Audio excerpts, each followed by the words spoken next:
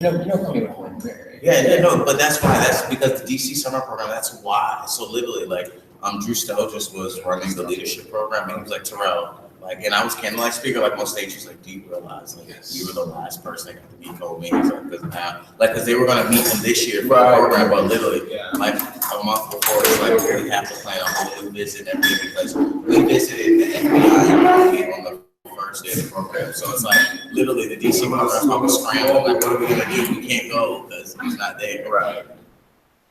So it's interesting the people you meet. Yeah. But yeah, I'm a public policy major. I just care about what's going on like in the world. I was watching him testify and I was like, that's what engineering is to get.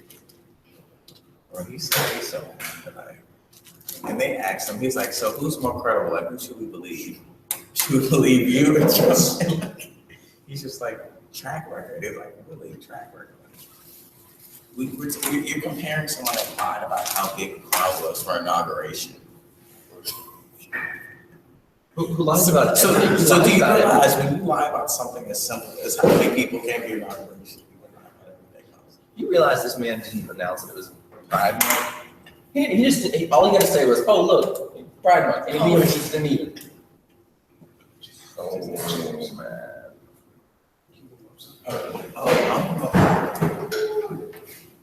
So do I be writing down the responses or somebody taking notes for us? But I'm so glad you have it. Take notes, but I just like, I got it. Just in case you come up with questions on the spot. Oh, no, I definitely. These are just like. So this should last us the entire class. Our questions should. Our questions should last the entire class. Oh. So, they're only going to be, like she only has an hour. Okay. But I was thinking, actually, I kind of was thinking 20 minutes, but that's probably not realistic. Because this is the first interview. Yeah. So we're also just like. Kind of rolling with it. Yeah. The pizza ever come? That's like my biggest. So what happened was, I never told you to change the address. It was still sent to the Papa John's that I usually get pizza from, which is Polish spaghetti. Okay, so when they sent it to this, they never sent it. They just like stated that. Yeah. Oh. I avoided it. Oh. Yeah, get your money back. I'm glad you get away your cookies. What is your cookie with no candy? All right. Let's get started. So y'all know what happens on Thursday, right? Yes. Because we have the interview based on a set time, we aren't going to be able to do the quiz for the until after the interview. So the schedule for today is have an interview, then I'm tired. It's teaching hard work.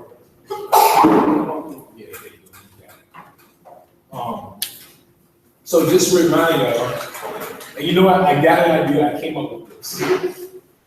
This is, I think we're halfway through with this week. That's crazy, right? So what I want y'all to do is I want y'all to come up with I want y'all to turn in your participation grade halfway through on Monday. So tell me what grade you think you deserve based on your participation. 10. Huh? Out of 10. Like, out of 10? Out of scale. No, just like A, B, C, D. Oh. Yeah. Because what I want to do is I want to give you a participation grade, and but I don't, like I said, I don't want any surprises. I want you to know like how you're doing. I actually got a B in participation one time. Actually, this was my senior seminar. I was pissed. This was my senior seminar. I actually got an A on my pictures. I got A's on my pictures. I ended up getting like a B or B plus in the course because he gave me a B for my participation grade. And I was actually talking. So I was like, yo, it was bad. So I don't want that to happen to y'all, so I don't think so. Whatever you want to do. This is just good, so we can all be on the same page. All right? So we have Ms. Blendz today, and this is our first interview. So yesterday, I was talking to Nani after class. I should have told you about this. The way I interviewed streets yesterday was to kind of provide an example for you all. So like I tried to model it first. So this is our first group today. Y'all like going out into the shots. So I hope y'all are ready. Let's see, Ms. Blendz, you there? Oh, I think she muted herself. Are you ready to go live? Live. All right. Yeah. She's back. All right, keep mic check, mic check. Mic check, mic check. Hi, we in here. All right, so these are our the 3 students who's going to be interviewing you right here. Okay. So could y'all go ahead and introduce yourselves just so she knows who's interviewing her, and then we can get rolling. Sure. My name is Max, and I am a rising junior here at Williams. And tell me your major too, so she knows. I'm an English major with a minor in religion.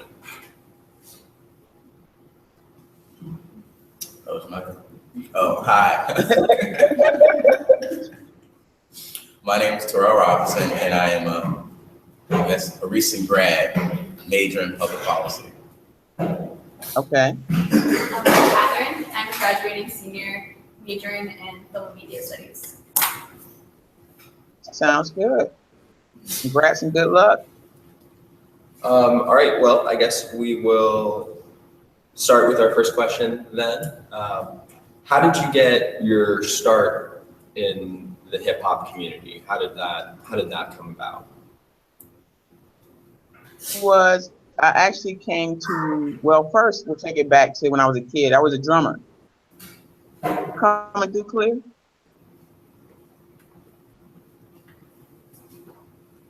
Hello? Sorry? Yeah, we can hear you. I was a kid, I was a drummer. And that band, and then I went to the military and I came to Virginia. So my cousin's DJ, but I never being a DJ, but I didn't realize that studying them and really going to the parties kind of taught me how involuntarily, if you will. So I was hanging out in Virginia and I just got out of the military and I was going to go home. And took me to this party at a club, and the guy goes, well, we're going to close the club because the DJ couldn't make it. So, and my friends are like, I dare you to tell him that you're a DJ. 2019, of course, what do? I'll do it. I actually go over there and DJ, and when I finish, the guy goes, hey, we want to hire you. I was just playing. I'm not a DJ. I don't have any records. And he goes, no, we'll take you tomorrow. You need. Everything started.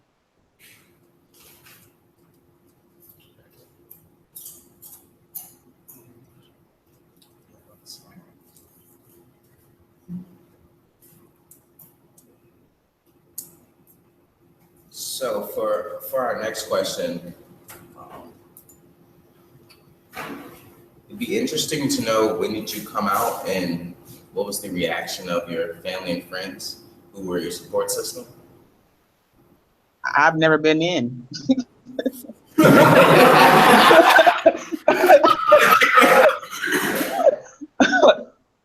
As a kid, it's gonna sound crazy, but as a kid, we had a horse.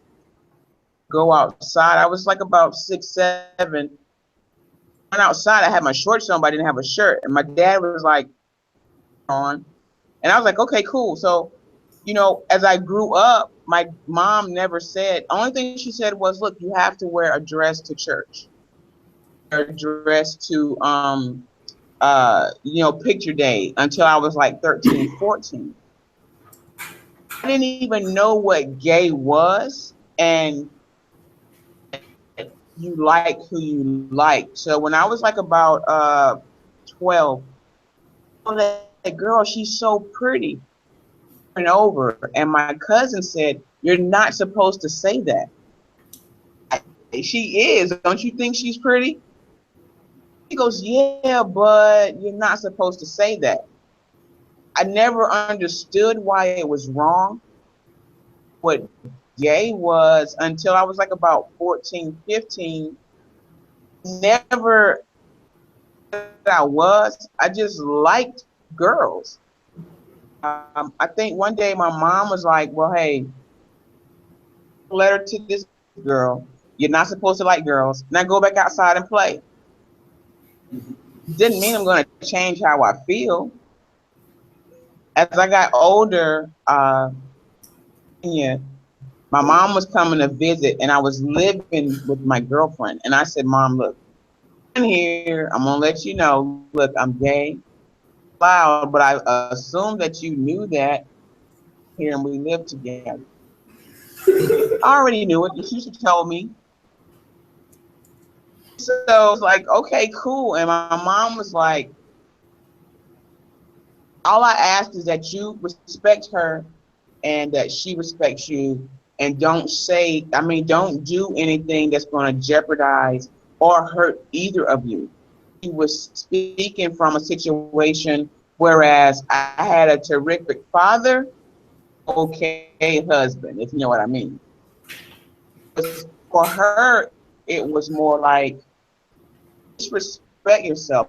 I don't believe in should go march on Washington for some kind of rights, or I just want to be me. Force you to like what I like, force my beliefs on you. That's the biggest problem with society. We want everybody just, but I believe that the more you act out, it means that you really haven't accepted yourself.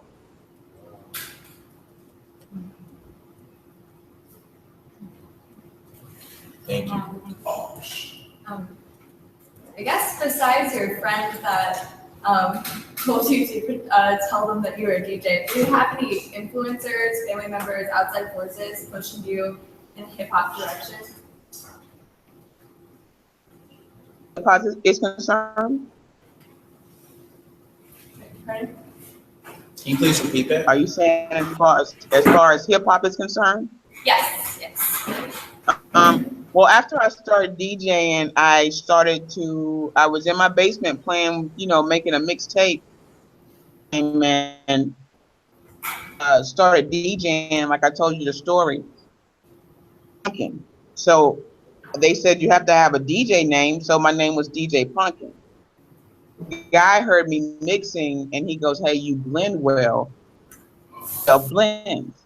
And I said, "Okay, well, I'm gonna call it Miss Blendz, but I'm gonna spell it $M." My friends came over one day and said, "Hey, Punkin, did you change your name?" I said, "Yes." "I know about you on the radio station," and they said, "Tell her to come up there." And so I went up there, and they hired me. And from that point on, I was like in the midst of like DJs, and I kind of felt like there that I have this job, because I kind of like try to do this. But I mean, there's guys like DJ B, pop historian. Like, he's friends with DJ Jazzy Jeff.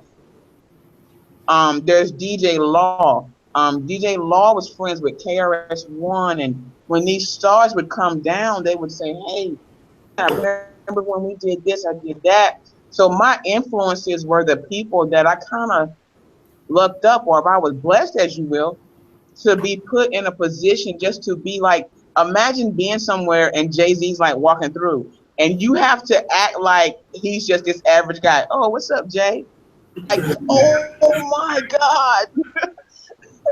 So this is actually where the people who eventually became my friends just the DJs in this area,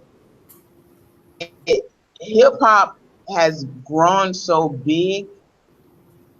Everybody at this table is hip hop. And as hip hop gradually turns into hip hop, at what point do you now say specifically hip hop? Take one person to say no, definitively pop. Bieber's hip hop. If you look on the billboards, my influences were before there was hip hop. That is because I was baggy jeans before there was TLC.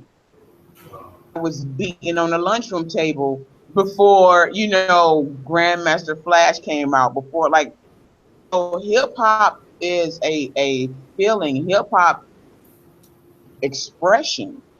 It's not just music. The way you bob your head, it's the way you talk, it's the clothes you wear.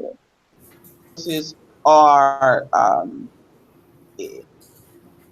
where I don't know how to really explain it, but if I go outside right now and I see a youngster and I'm like, that outfit is cool. Does that make sense? Yeah. It does. All right, so did I answer the question? Absolutely. So, in our class, we have talked a lot about the way that community affects hip hop and the way that hip hop affects a community. In what way would you say that you have a role in your community, and how has your career in hip hop enabled you and allowed you to have that role in your community? Segments. The way that the community affects hip hop is that time to get educated about it. They assume that hip hop is dangerous. They put a stigma on the hip hop community to understand. Hip hop doesn't take the time.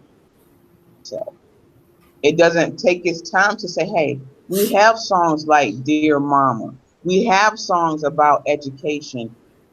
Now fusing hip hop into education as far as like learning their ABCs and Sesame Street. They're rapping on Sesame Street. So if we could get a better, it's like segregation. If we had a better understanding, man, we'd have peace.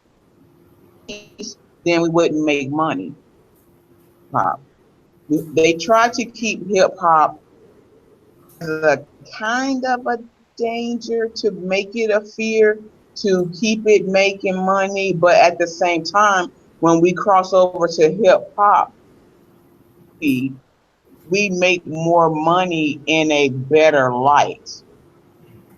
I feel like as a person of hip hop, my job to tell you guys, hey, everybody, my dad, as soon as my dad said something to me one day, and I was like, okay, Dad, well, maybe you should go and try it this way. He said, oh, word. Heard me say that. And so it influenced him to say it back to me, because that's my language. Till then, hip hop and the community is like trying to talk Chinese to an American to get a massage in an Asian place. But if you don't know English, you're probably going to end up with just getting your feet rubbed.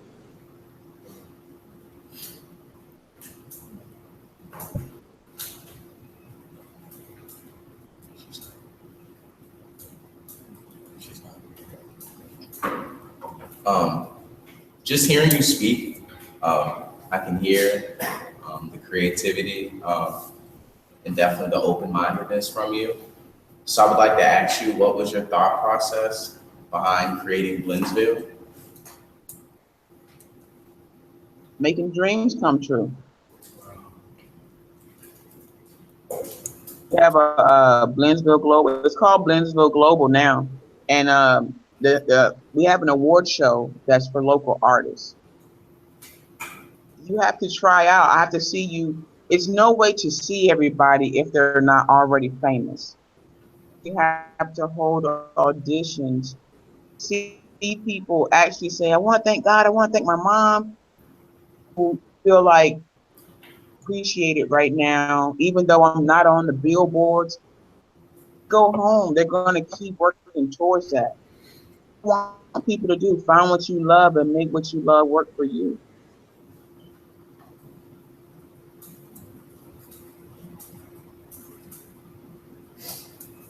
What One was more it thing like? though. Oh, thank you.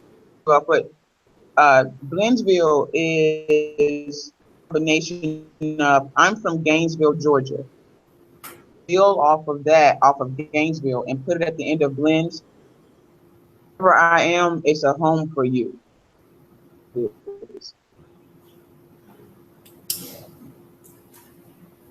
Awesome.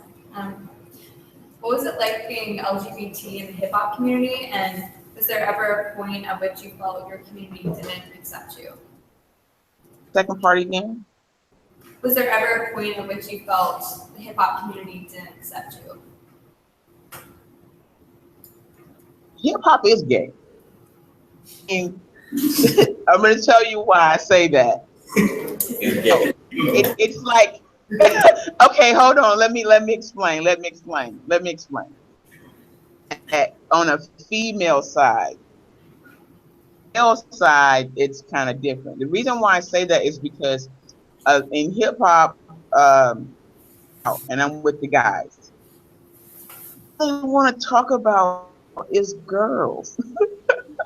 And I'm like, more to my life than girls, you know. Well, and this is the famous statement. I mean, I just want to hang out with you just to see what kind of girls you hang out with.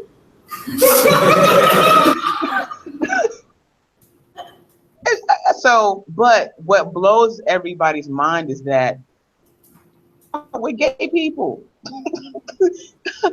I have one gay friend.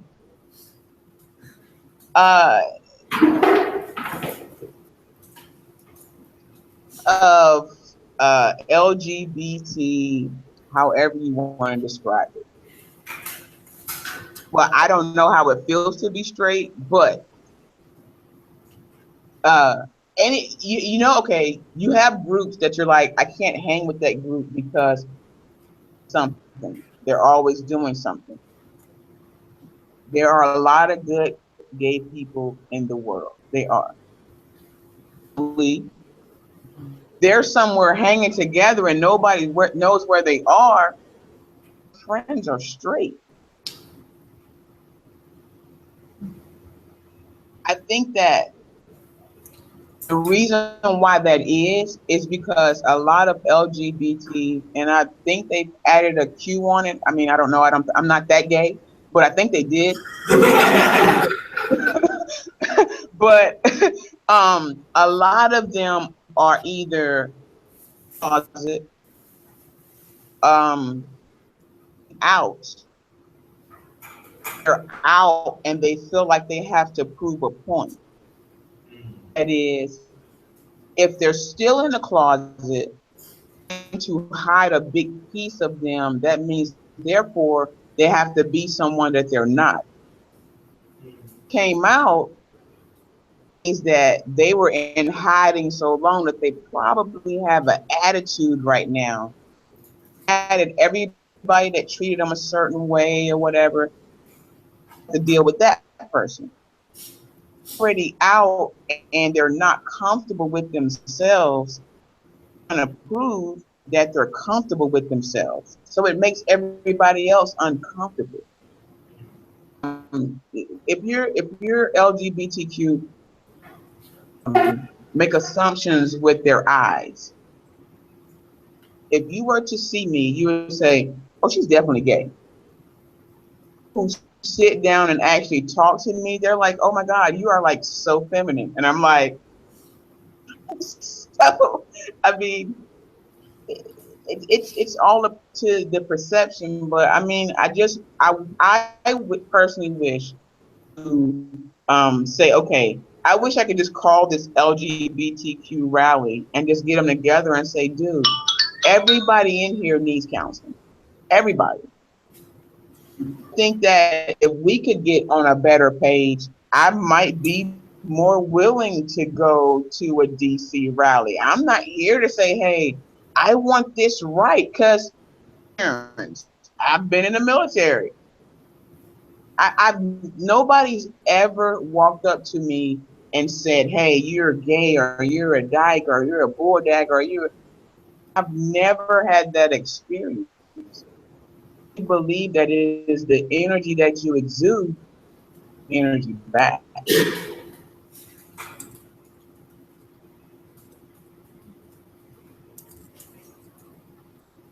That's powerful.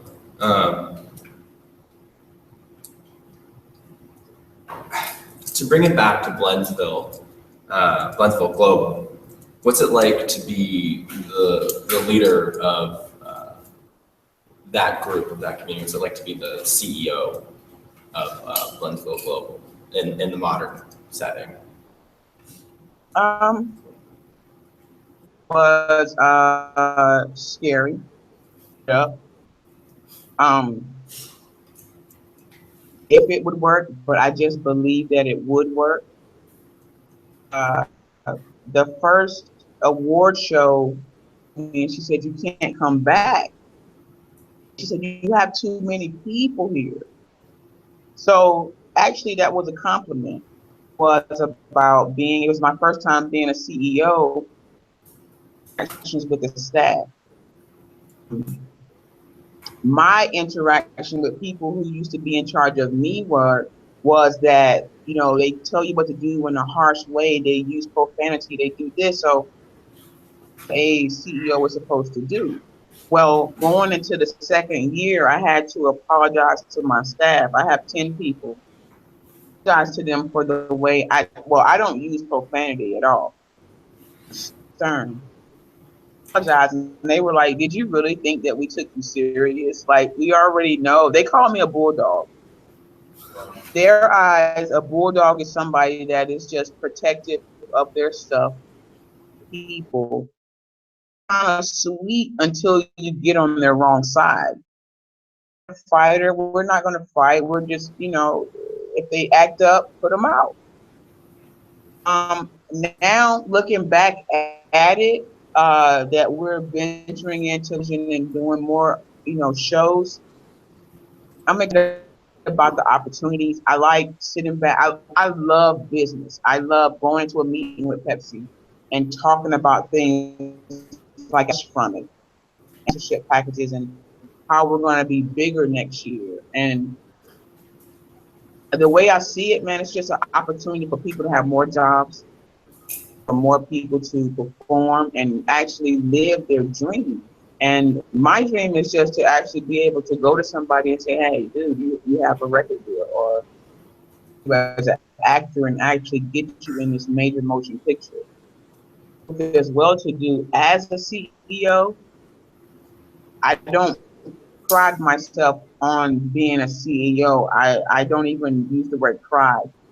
Just elated at the fact that this is a platform for people just be a bigger them.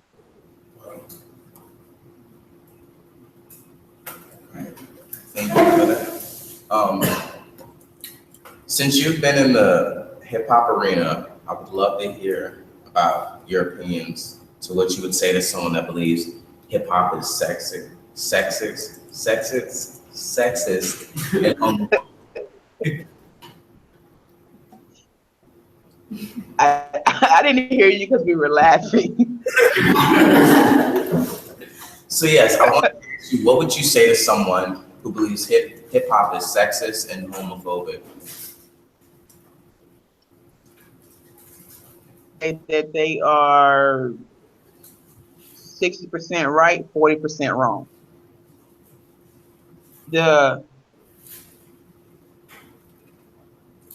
Until they found out that, and excuse my French, but they found out that homos can act,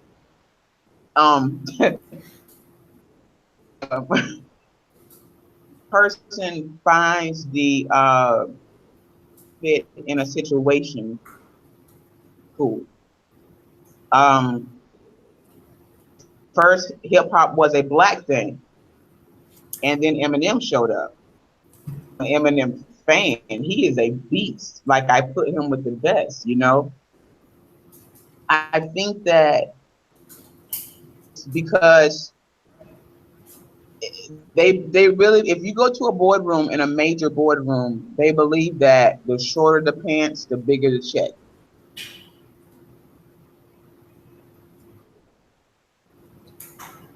Check for the moment. That first album, when you realize, oh, she's sexy, but she cannot rap. You know, whereas you have people who, like your Queen Latifahs, like your Remy Mons. Like, now Remy is now, she's not my type, but she's going for this sexy look. Is she a good rapper? At times. Wasn't on the Nicki Minaj bandwagon at first. My niece going crazy about Bees in the Trap. Me off about Nicki Minaj was the fact that she was so naked. I was like, why are you naked? So people assume that thing that guys like. Not true. Everybody is an individual. That, you know, if you're a dope rapper and you can kill it with the best of them, I think that you're able to get someone's attention. Done deal. Now, if you want to show your butt and do all that stuff, I mean, is it gonna work? Of course, it's gonna work. You have, like, I applaud Queen Latifah. She took her platform, made a couple of albums, and then decided, oh, I'm going to sing. I've heard her album when she's singing, but jazz station, and she's up there. This acclaimed actress. I think that hip hop is just a trampoline for whatever you want. Is it homophobic? That's up to the homophobic person. Sexist, it's up to the person who says that today deal so I can get some attention for calling that sexist. I can get attention. So it's up to the individual. Thank you. And sort of leading off of that, how would you say your sexuality and your femininity has affected the way you participate in hip hop? Or has it? It hasn't. I don't know if you guys know the term butch, for the girl that dresses like a boy and acts like a boy, and that was until I came to Virginia. Mannerisms, I mean, honestly, like, I am the most naive gay person you're ever gonna meet, because I've never cared about titles. I've never cared about titles, and some of you can see me. So if I do this, that is considered like a feminine thing. But it's like, because I have on a jersey, and why I shouldn't still have feminine qualities. If I dress like this, they go, oh, she's good. What? Blends. That's pretty much what it is. So, Kate, and that, so that's why it doesn't affect me, because I don't care.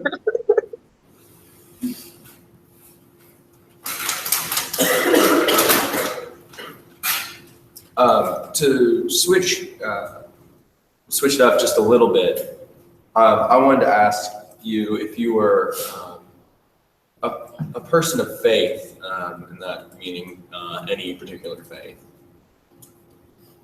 I believe in God.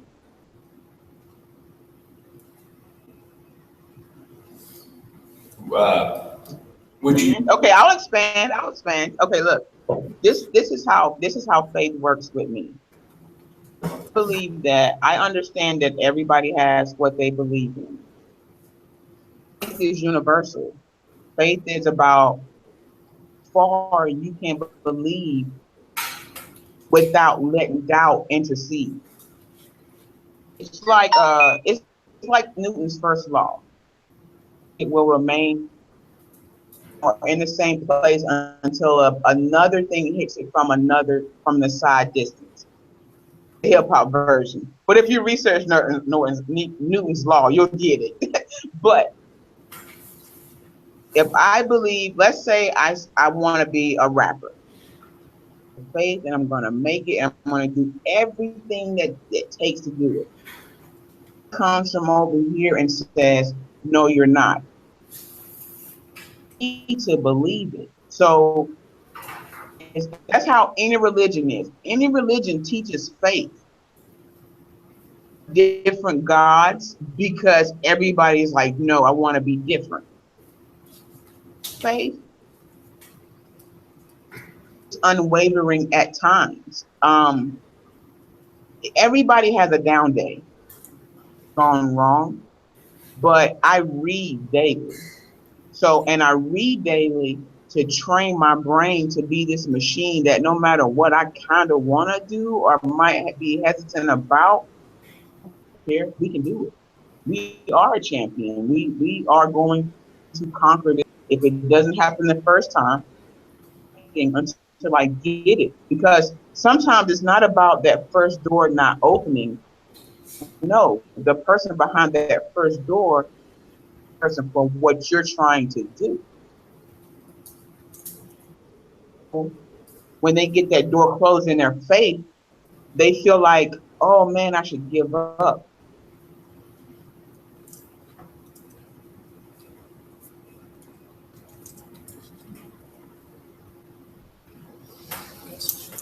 Okay, so along the questions of your faith, it seems like your faith has been very helpful and instrumental in your life. And I was just wondering, how do you incorporate your faith in your music? And do you feel as though you should incorporate your religion in your music? And do you feel like that would help or to be something positive for the community? Like, do you feel a need to incorporate faith or religion in your music and what you do? Okay, well, to be definitive, we have to understand that faith and religion are two different things. I'm in trouble. And the reason why I say that is because religion is what makes people church and basically believe that I'm following this guy in the pulpit. We're supposed to be here worshiping. Religion has its moments. You know what I mean? Now, is religion bad? No. If I eat a hamburger today, is it bad for me? No. But if I eat that same hamburger 4 times a day, every day, dude, I'll be 800 pounds. Now it's bad for me. People have to, religion is education.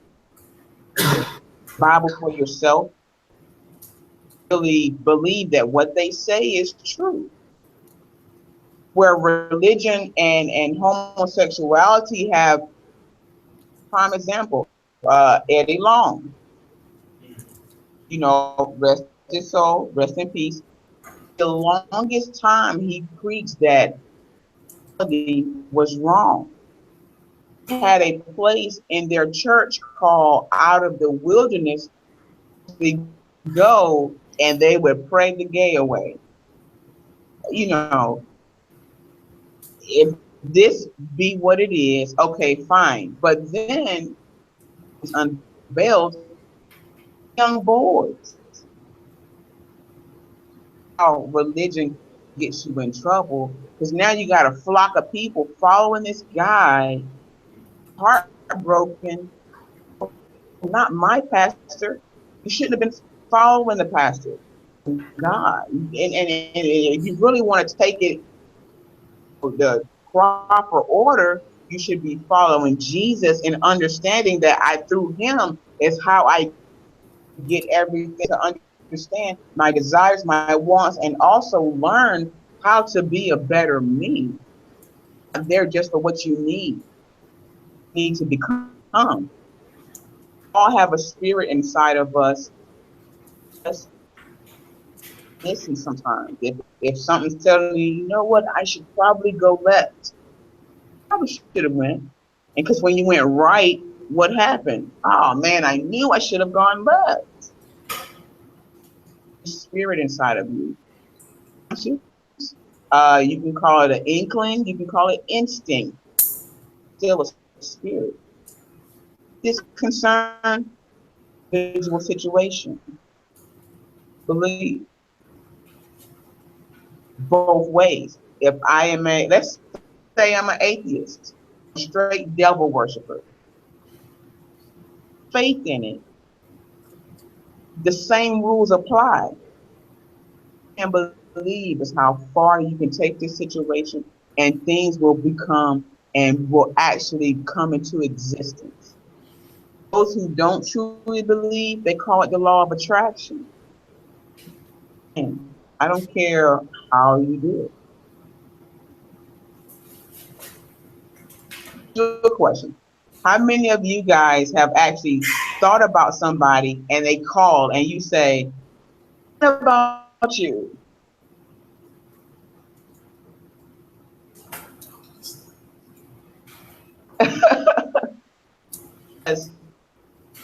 It's pure of a thought. And your dreams are just like that. Burning inside. You know what I mean? And what's going to happen is you might work on it a little bit. Will start coming to do with that situation that can help you go further. Side draws everything to you. It's faith. It's the law of attraction. It's things to believe in. But it's faith.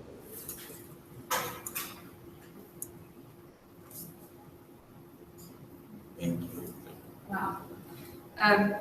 So you talked about how your faith affects your hip hop, but would you say, and how would you say that your hip hop affects your faith? If you're not strong in your faith, I'm not gonna lie to you. Like going to the BET Awards and the Grammys and stuff. But you're gonna run across people who don't believe. You know, I'm not that person to go to be like, I can't do that. I believe in God. No, I'm just a regular person. I'll be honest with you.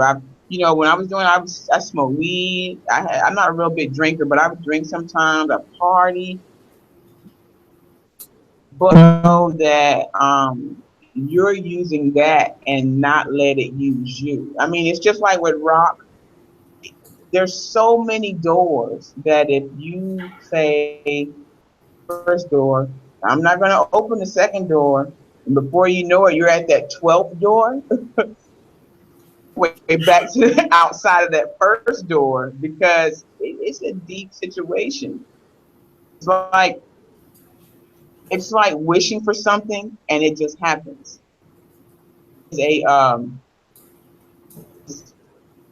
For making dreams come true, also be a vehicle that carries your nightmares that you didn't even know you had until you open the trunk.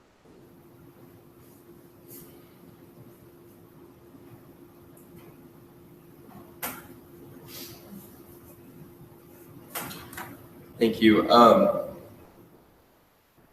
So in our class, we've talked about this concept of having a river that flows from the African shores to the Americans that fueled hip hop in a sense. And what it is it's the collective consciousness between oppressed African peoples.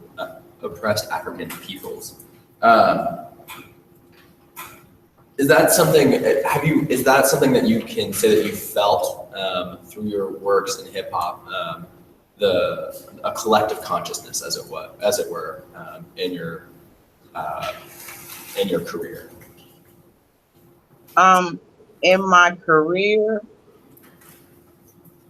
hip hop did start because an oppressed people, if you will, kind of started using the talents they had. It started with a DJ. Other guy comes along and he's rapping, and now, hey, let's be a group. But the moment it erased your problem. What happened to, I'll say, to kind of counteract off as, you had people show up with guns in their rap, and now those people who like guns, and now to be cool, I gotta shoot somebody. But they didn't understand the power of the words. Now in my career, was it something for oppressed people? As long as the person is willing to admit if they're oppressed, then there's always going to be an oppressed person with talent. It's oppressed, yeah, but it's also for the suburban kid. It's also for the billionaire's kid. Multi people I've met will never have to work a day in their lives. He is a rapper. And I'm like, dude, most people rap because make money. Do it because they can't go to sleep without writing in that notebook, on that notebook with a new line. And they have to do it because that's their breath. And then they have to get it out. Like something daily, I lose it because I love to write. Okay. I play with my turntables just because I love to do it. When I would finish DJing, I would literally cry. It's like being in church because I loved it so much. Stop. But the tears were involuntary. Like when you find something that you love to do, passion, you found what's going to take you as far as you want to go. You're willing to admit that you're oppressed. You're a rapper. You help the oppressed people.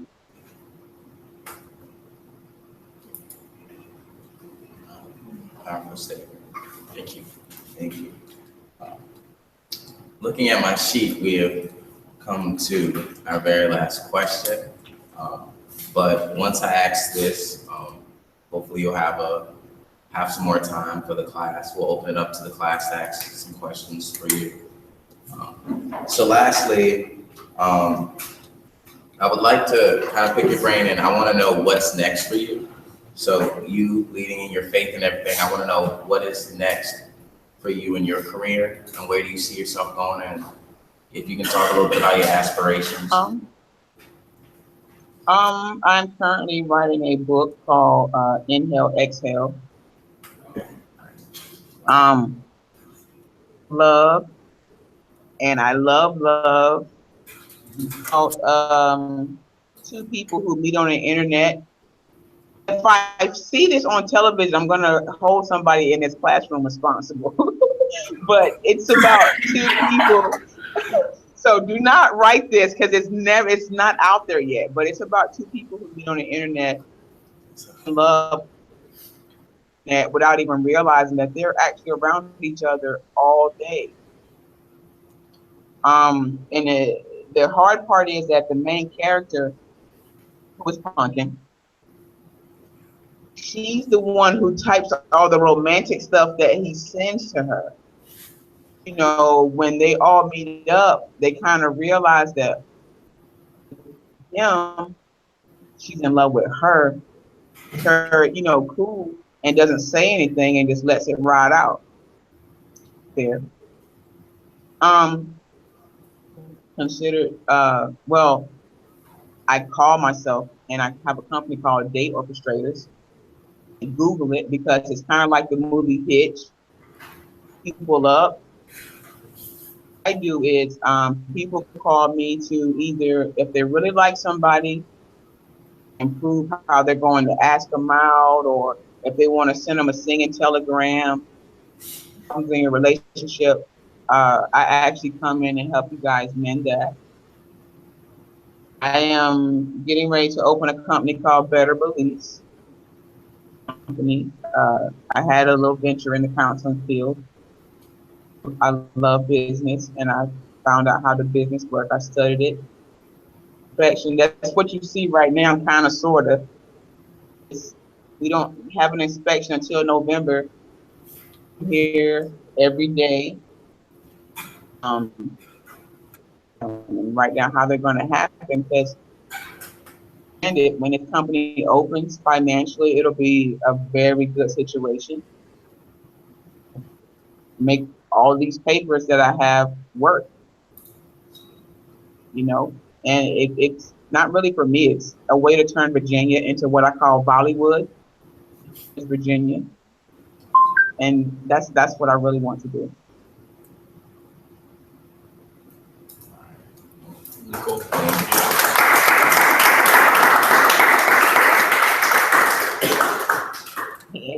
Well, to you guys, you're the ones in school.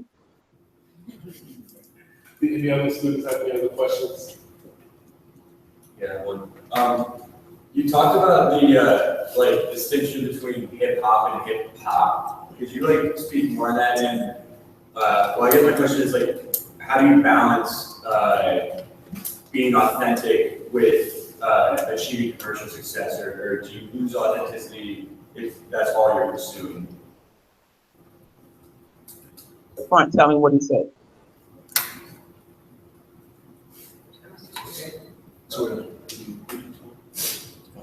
The difference between hip hop and Can somebody right here in the front tell me what he said? I couldn't hear him. He was too far back.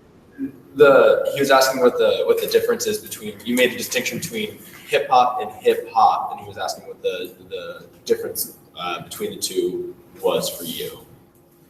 Mm-hmm. Well, it's not really for me. I feel like if you're gonna say hip hop is just rap, then your Weekends and your Justin Biebers, and they shouldn't all be counted in the same category. So if it's hip hop is just rap, let it just be that. Choose the two, because now it's like for me it's more about the artist. The award shows won a best hip hop category. You see what I'm saying? Now, in my eyes, is that okay? But when you have great rappers in that same category to someone that was singing, then I think it's unfair. It's hip hop, just because the way he carries himself. I mean, it's more definitive in what they want to call it. If they call hip hop R&B, sounds good. You know, that's all I care about. Does it sound good?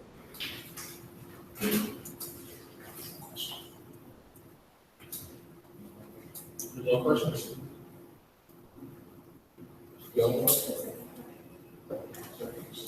Yes. Oh, authenticity. Oh yeah, that like at what point does something, if all you're trying to be is like all you're trying to achieve is commercial success, like what's the balance between trying to be commercially successful and still staying true to like the spirit of hip hop? translator. So what he's asking is, how do you balance between, like, if you want to be authentically hip hop and commercial success? So,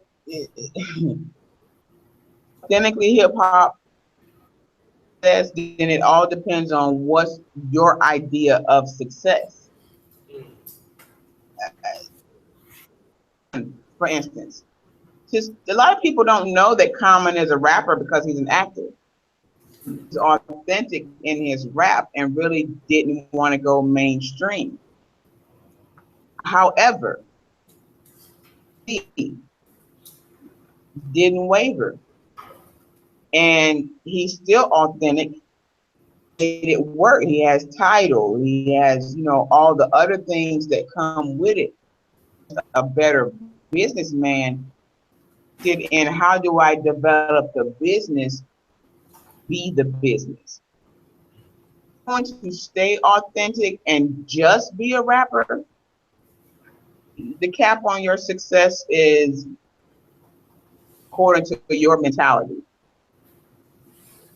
What do you consider success? Some of the kids that I've counseled, Applebee's one time. They're low income, considered low income. Kind of touched me because she told her mom that we were going out of town to Virginia Beach. To her, trip. Not only that, but when we were in Applebee's, she was like, "Oh my God, this is so fancy." For me, that's humbling to never outgrow the shell that I'm comfortable with, human being. But it also showed me that, success that's incredible, achieve it. You gotta decide, is my level of success a Toyota or is it a Bentley? Success buying my mom a house? Like, how do you define success? That definition, and you achieve that? Or do you set another goal? I'm probably gonna be on my deathbed setting goals. I want to be to have another breath, to talk to another person today, can I move my leg more than I did yesterday? That's how I see it. And it's up to the individual and their definition of success. I want to ask one more question since you got to get ready to go. And we haven't talked much in this class about being an A and R. Could you talk about that? And then I guess, like, when you're making business decisions, et cetera, do you think, this is like a hip hop business decision? Or do you just do you just make the decision and it's just like this hip hop is a part of who you are and it just flows together? Like A&R, like as far as the record label? Yeah. A&R does, well, it can actually, with an A&R, it could actually start outside the job. I'm an A&R, I work at a job club, and this guy is incredible, we gotta have him. Is to approach him and say, hey, do you have more music? If they don't have more music, it's a harder sell. I say when you get back is, well, let me hear some of the stuff. Take it in there and they say, okay, we're gonna put you on a particular artist. My job is to make sure that we get the album together, to pick singles, to make sure that their artist is in the studio, make sure studio time is set up, looks right when he goes on stage, make sure that when he gets to the concert, he's on time, going and ongoing. Hey, you get, of course, you're already making money. Deserve the opportunity to have what they call points on an album. Album is basically money. The most points on an album is 10. A&R, you probably could get a point. Translation, let's say if you had a point on Jay-Z's album that went platinum, translation about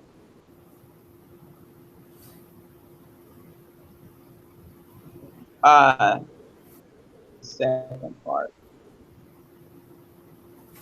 Oh, just about like, do you do it in like a hip hop type way, or is it just like you just do it? Okay. I'm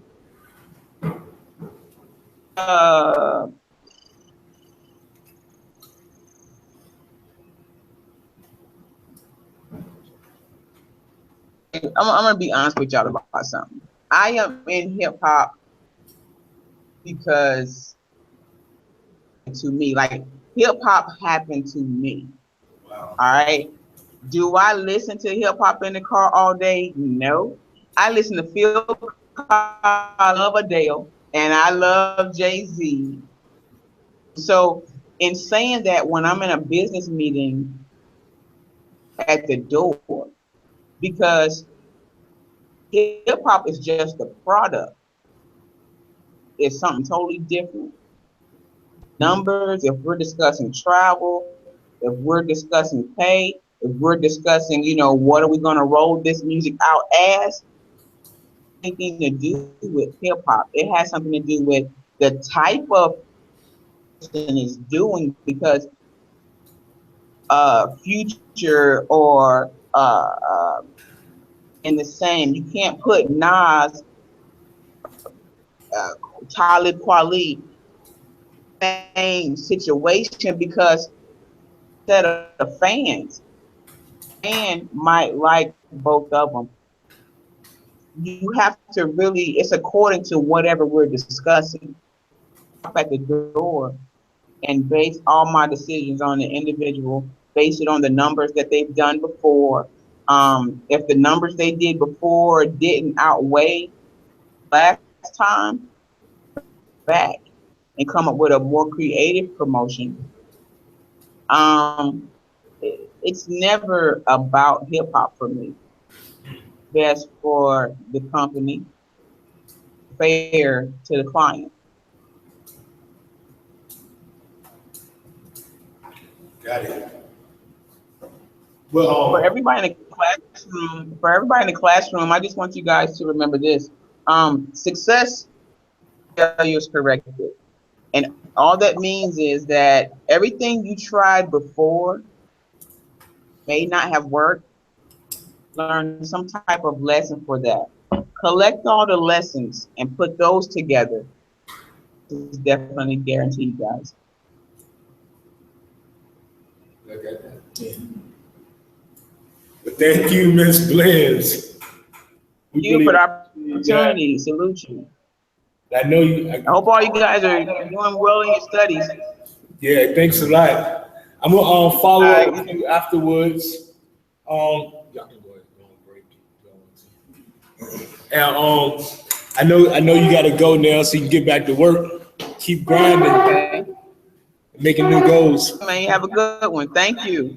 Yeah, so I guess we can keep in touch. Yes, sir. All right. Peace.